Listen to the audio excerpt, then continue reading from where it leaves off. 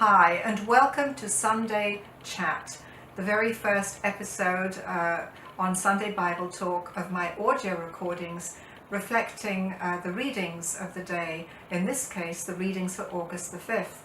And my topic today is going to be looking at the hungers of the heart and why we are so unsatisfied so much of the time.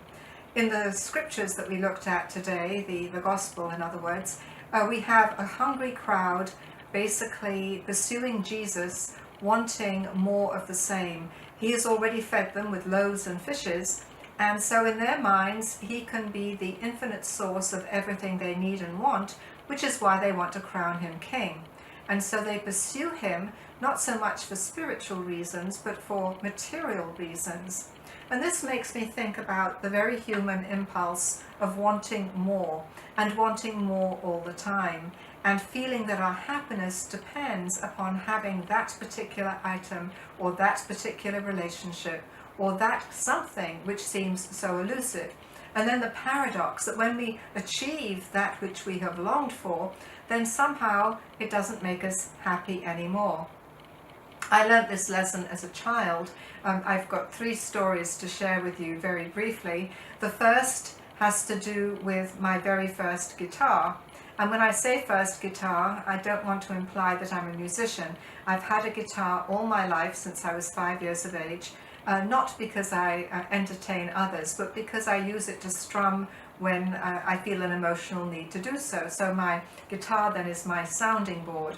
But when I was 5 years old, I had grand visions of being a guitar player, and I persuaded my parents to take me to an instrument shop in London and to buy me a real guitar, not a plastic toy one. And in fact, they found this very beautiful little guitar. It had a scratch on it, I remember, so I think they got it discounted. And I was so proud and so happy to bring this guitar home. But it came with a book of theory, and I couldn't read the book. I was only 5 years of age, and to be quite honest, my dad couldn't make much sense of the book either. It was written not only for adults, but for adults who were already well versed in musical theory. So there I was, 5 years old, with my brand new guitar, and I also found that when I tried strumming it, my fingers would bleed because the strings were metal. So there was my guitar, and there was I, and I was no longer the happiest girl in the world. I could strum the guitar if I wore gloves, but otherwise my fingers bled all over the woodwork, I should say. So that was the guitar.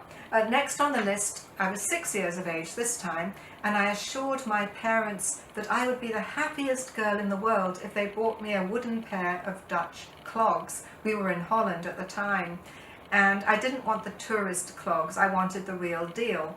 So again, we went looking for real clogs, and they may have been for tourists because mine actually had, I remember, a decal of a windmill on each clog, but as a child I thought this was the real deal, and I was very proud to wear these wooden clogs and to dance in them and to make as much noise as possible. But my feet grew, and within 6 months of being the happiest girl in the world because I had these wooden clogs that made a noise, I couldn't wear them anymore, and the clogs became holders for geraniums, and they lived in the garden after that point, and so there would be 2 pots of geraniums, 1 in each clog, and I was left clogless, clueless too, you might say. And then thirdly, 7 years of age, a year later, I still hadn't got the message. I figured that having certain things would make me happier in life.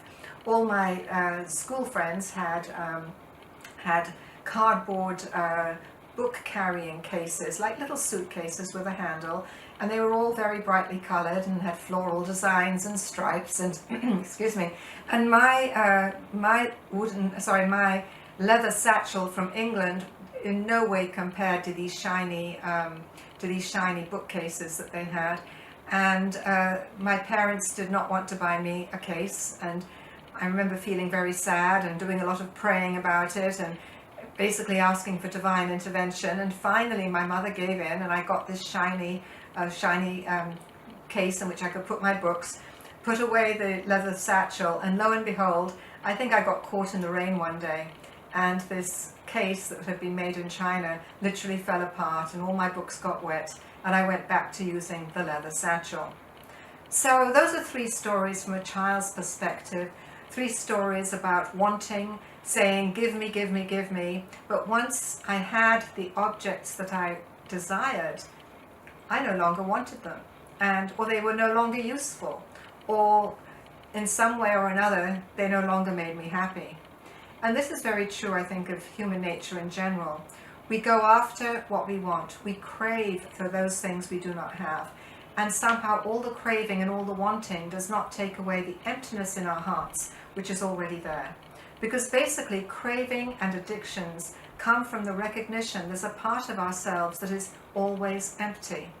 And what we find in the gospel today is that the only way we can fill that void within ourselves is not by more food or more shopping or more sex or more pornography or more alcohol or more drugs or even good things. It could be phone conversations, whatever it is we're addicted to. Nothing can take away that void except when we turn to the Lord of life to have spiritual fulfillment. Basically, what Jesus offers then is a way of filling the void with spiritual life, so that we have peace, so we have calm, understanding, harmony, so that we have a sense of unity with all creation, with God, with ourselves, so that we have a sense of purpose in life, so we have a sense of mission, of accomplishment. And only that sense of God's presence is going to take away the core emptiness with which each person on this planet has to deal. Because I think that this feeling of emptiness is part of the human condition. And for some of us, it propels us on a spiritual journey. And for others, the spiritual journey may take major detours and move into addiction or move into obsessive behaviors, a compulsion of some kind, where we cannot sit still, but we have to go out and pursue everything and everyone, or travel the world and thinking we're going to find our answers. But in reality, the answer is spiritual fulfillment. And that can only come from spiritual reality, which can only come from God. Thank you, and hope you enjoyed this first edition of Sunday Chat. I will see you next Sunday.